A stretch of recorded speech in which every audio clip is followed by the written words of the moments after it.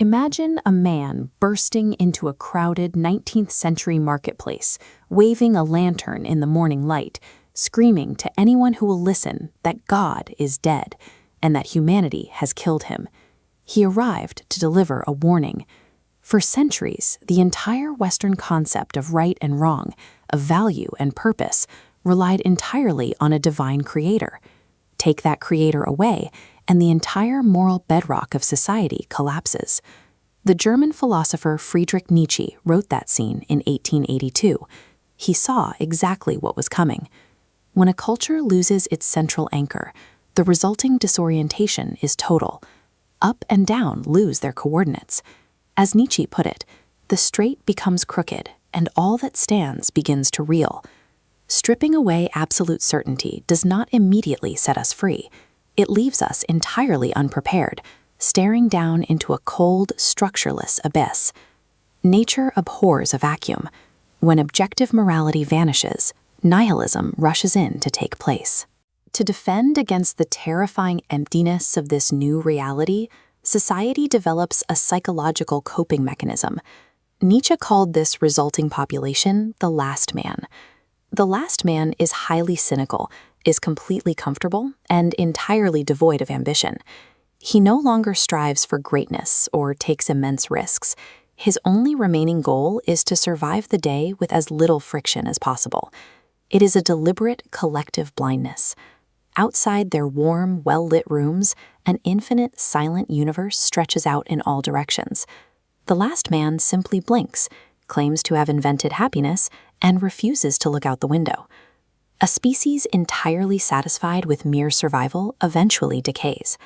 By hiding from the void, humanity turns its existence into a pathetic waiting game, slowly rotting away in perfect comfort.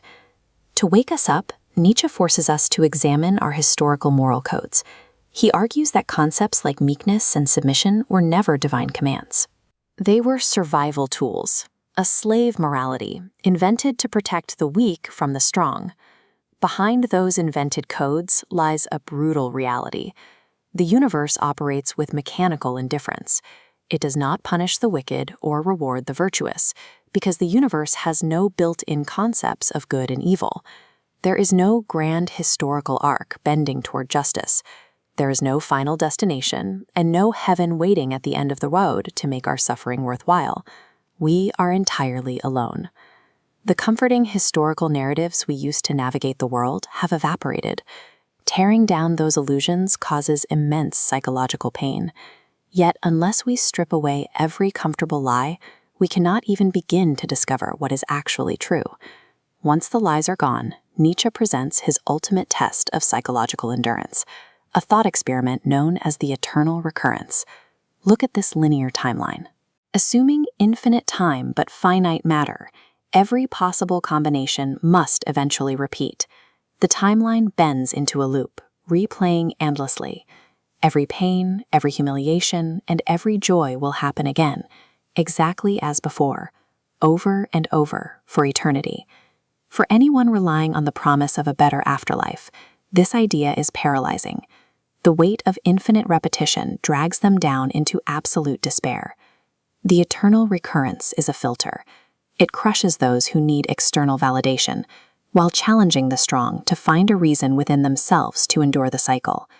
To survive that infinite loop, humanity cannot stay as it is. It has to evolve beyond its current psychological limits. Nietzsche's answer is the Übermensch, or the overman.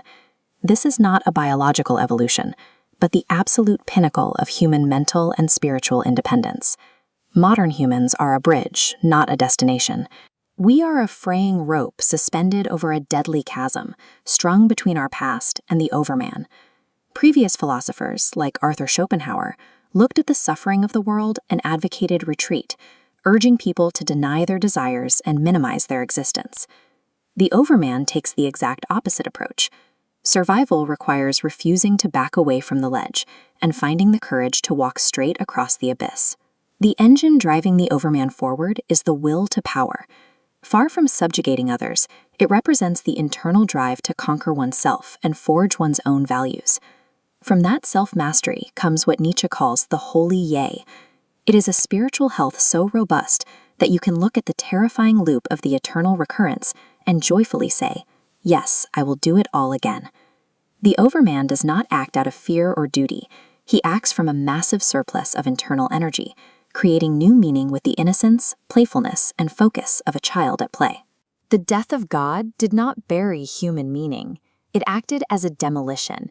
It cleared away the decaying ruins of old belief systems to reveal a completely blank, sunlit canvas. The void does not demand our surrender. It demands that we stop waiting for the heavens to save us, strike our own match, and illuminate the dark with our own fire.